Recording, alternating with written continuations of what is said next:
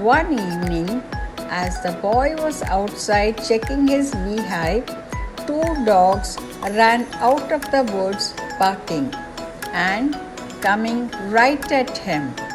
In front of the dogs raced a small white rabbit. Quickly, the boy grabbed the white rabbit and hid it under his jacket. The two dogs circled around his legs, barking and jumping at him. He picked up a stick and swung it around. Finally, the dogs gave up and went away. When the dogs were gone, the boy set the white rabbit back down on the ground and returned to his beehive. But instead of hopping off into the woods, the white rabbit followed the boy. All day long, the rabbit stayed just a few steps behind him. When the boy went back to his cottage at the end of the day, the rabbit followed him into his.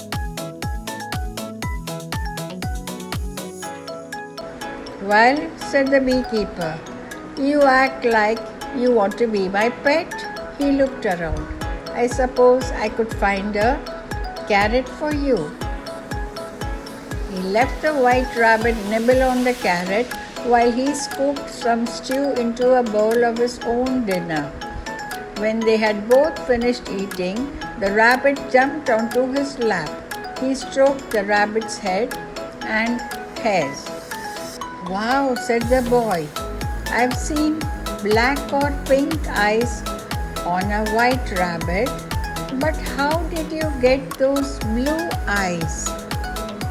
Next morning, the boy took the rabbit to the beehive to introduce it to them as his new pet. So he held out the rabbit for them to get to know. The bees buzzed around the rabbit, but the rabbit didn't seem to mind, and neither did the bees. Then the bees flew back to their hive and went back to making honey.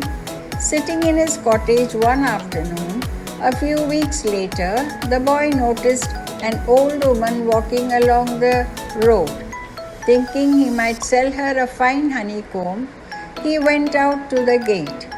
Before he could speak, she pointed to the rabbit who was hiding behind a flower. "You don't see that every day," said she with an evil smile.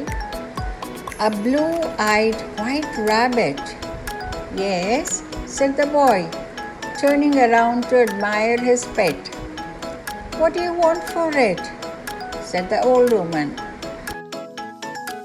"Oh, the rabbit is not for sale," said he.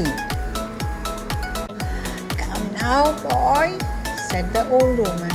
"Everything has a price." "Goodness, it's just a rabbit. Look, here's a gold coin."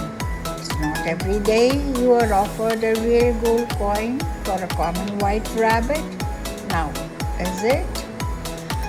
"My white rabbit is not common," said the boy, "and she's not for sale."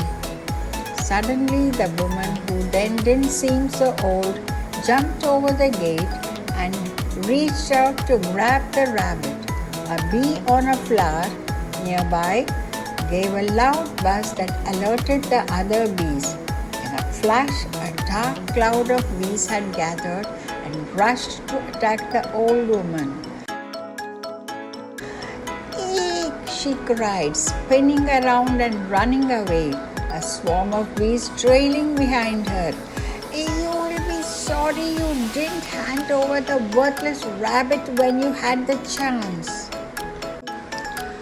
Market day was when the beekeeper sold his honey in town along with all other merchants who were busy selling wares at their tables too. At a slow time of the day, the young man shared with the baker next to him what had happened the day before. "Surely the old woman was a witch," said the baker, arranging his bread and meat pies into a neat rows. "Take my word, you'd better be careful." "No doubt about it," agreed the merchant on the other side of the beekeeper, who was selling sweaters and kilts. She's a witch. If you don't believe it, you're off your head. Then again the boy thought to himself, these two say everyone is a witch. Just the same to be sure, that night he locked his windows and doors. From then on, he kept a close eye on his white rabbit at all times. The summer passed. By the time frost lay on the ground in the morning, few flowers and very few bees remained out in the cold air anymore. Most bees were already back in the hives where they began their winter work of keeping the hive warm enough for their queen to lay her eggs. One chilly October morning, the boy was setting trays of sugar water into the beehives when a wagon of traveling magicians rolled by on its way to the next town. The lad waved to the driver, and a young man in the wagon waved back. A few hours later, the boy noticed a sack of grain lying in the road. Oh no, it must have dropped from the wagon. They'll never know it's missing till they set up camp tonight. But then it'll be too dark to come back looking for it. The boy lifted the sack onto his cart and took off, following the tracks that the traveler's wagon had left in the road. In an hour or so, he finally caught up with them. When they stopped, the boy handed the young driver the sack again. Do you mean to tell me you followed us all the way to return this sack of grain? Said the young man. Most folks are more than glad for us to be on our way. Why wouldn't I bring it back to you? He said.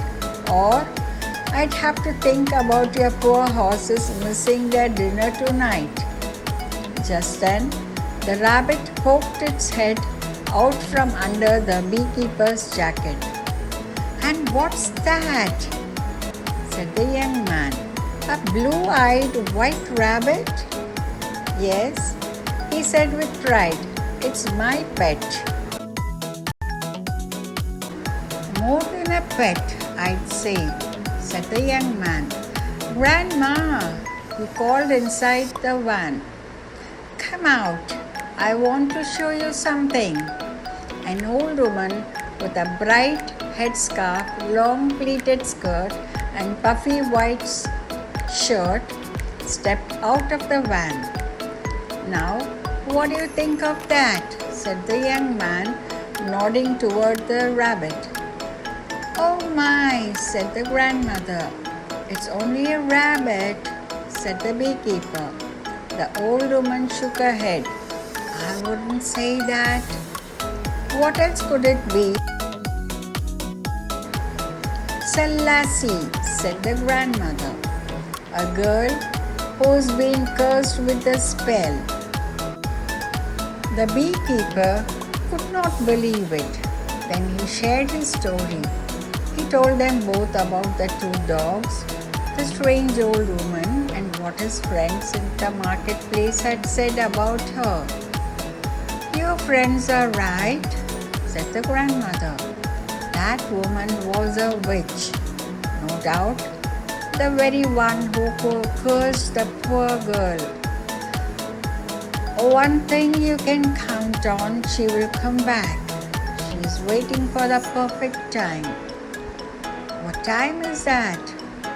Halloween, I suspect, said the grandmother. The bees will be all back in their hives by then and won't bother her. But most important, that's the one day of the year when the magic of witches is the strongest. What can I do to protect my rabbit? Said the beekeeper. Tell me, did you say you can talk to the bees? Not exactly talk. You mean need their hair.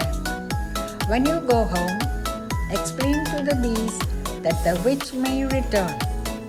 Before the sun sets on Halloween, tie a good strong rope around the rabbit's neck and shoulders and keep her on your lap till past midnight. That sounds easy enough, said the boy. Do you think so? Said the grandmother. When she's under the witch's spell, she may pull and jump with a power that will shock you. You must hold her tight. If the bees can help, all the better. The old woman took a deep breath and looked at him with her old watery eyes. That's all I can say. Other than that, what will be, will be. Then the lad returned to his cottage. He carried the rabbit from hive to hive, repeating what the old woman had told him. He felt a bit silly explaining all of this to his bees. Yet, strangely, they seemed to understand. Finally, it was Halloween. The beekeeper did as he was told. He tied a strong rope around the rabbit's neck and shoulders and set her on his lap. There she sat calmly until it was so dark he could only see her white fur. Then suddenly the rabbit jumped off his lap so strongly that he could barely hold her. She twisted with much might that it was all he could do to keep her from sliding out of his hands. Just as she started to wriggle free, he heard the buzz of his bees. Closer and closer came the bees, forming a cloud around the rabbit. The rabbit became calm again and no longer tried to escape. And then, as if the magic curse had been lifted, the rabbit on his lap was no longer a rabbit at all, but a blue-eyed young girl. Quickly he removed the rope from her neck. She stepped off his lap and they laughed at the wonder of it. They did not know what to think. As morning came, the bees flew back to their hives with pride. Over some tea and the bees' honey, the girl told the boy the story of how she became cursed by the evil witch. But now, well, the girl almost thought of it as a blessing rather than a curse. For if a boy could show such love and tender care to his bees and a simple white rabbit, then imagine the love and care he would show to her. You will not be surprised to hear that the two of them were soon married and lived happily for many long years.